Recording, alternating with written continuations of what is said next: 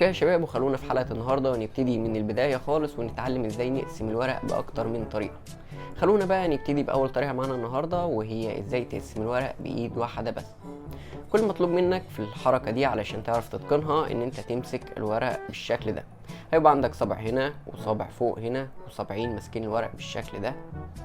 ماسك الورقة كويس جدا وعامل فراغ من تحت الورق بالشكل ده. انت ماسك الورقة كويس لدرجة ان حتى لو قلبت ايدك الناحية التانية الورق مش هيسقط منها. كل مطلوب منك في اللحظة دي ان انت هتستخدم صبعك الحر في الحركة ده في ان انت تقسم جزء من الورق وترفعه لفوق بالشكل ده. في اللحظة دي هتبتدي ترخي صبعك ده وصبعك ده تبعدهم عن بعض. اول ما تبعدهم عن بعض الجزء اللي تحت ده هتلاقيه وقع في ايدك تحت. في اللحظة دي هتسيب صبعك الصغير تساند الورق بحيث انه ما يوقعش منهم، وتستخدم صبعك التاني ده في ان انت تزق الجزء ده لفوق كده.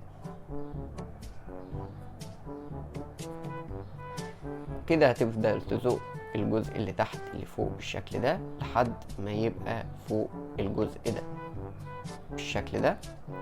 في اللحظة دي صابعنا لسه تحت.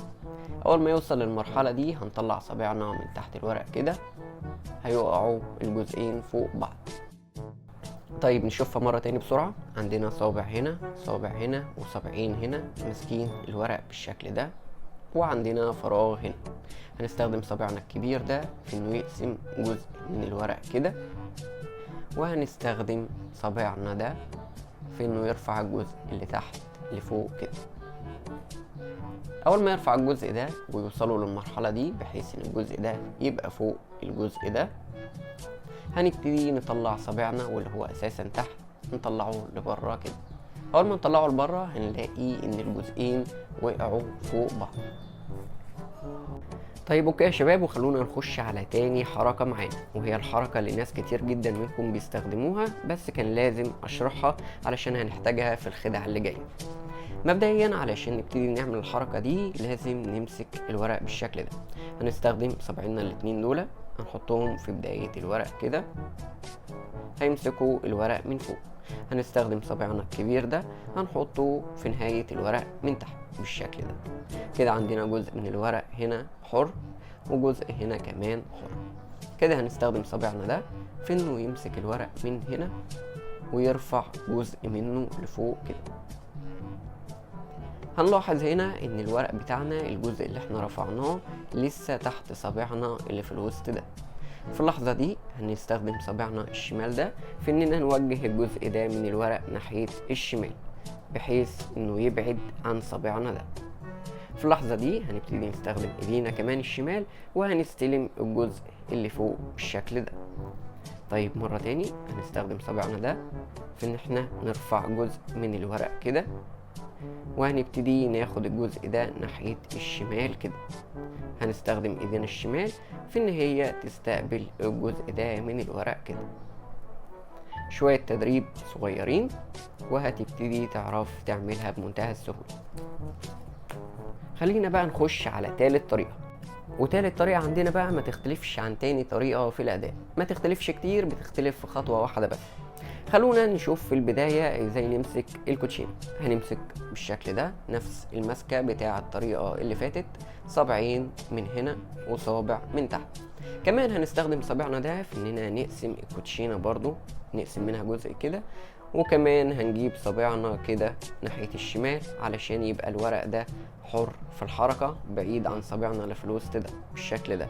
كل الخطوات دي نفس خطوات الطريقة اللي فاتت او التكنيك رقم 2، بس المختلف هنا ان احنا هنستخدم صابعنا ناحية الشمال ده في اننا نحطه جنب صابعنا ده هنا، ونبتدي نلف الورق بالشكل ده وهنستلمه بايدينا كده. مرة تانية هنمسك الكوتشينة كده، هنقسم كده، هيبقى عندنا جزء بارز من الكوتشينة هنا وهو الجزء العلوي. هنستخدم صابعنا ده في اننا نستلم الكوتشينة من هنا، هنستخدمها كده ونبتدي نلف ونستلمها على ايدينا كده.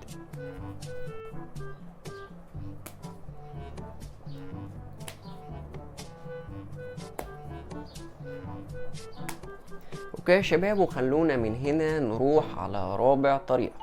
رابع طريقة عندنا النهاردة كمان سهلة جدا. الحمد لله حلقة النهاردة بسيطة جدا، وممكن اي حد لو اتدرب شوية صغيرين هيتقن كل الطرق اللي احنا اتكلمنا عنها. هنمسك برضو الورق بالشكل ده، صابعين فوق وصابع تحت. هنقسم برضو نفس القسمة بتاعتنا. اول ما نقسم هنطلع الورق حر في الحركة كده، وهنخبط الورق بتاعنا في صابعنا الكبير في الجزء ده، وهنبتدي نلف الورق بالشكل ده علشان يقع على ايدينا كده.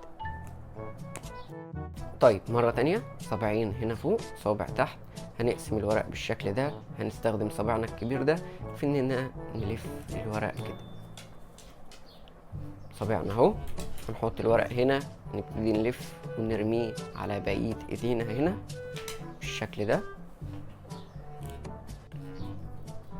برضو الطريقة دي مش محتاجة تدريب كتير، وهتعرف تتقنها بمنتهى السهولة. عموما يا شباب، دي كانت حلقة كده بسيطة، يا رب تكون عجبتكم. اشوفكم الحلقة الجاية ان شاء الله. سلام.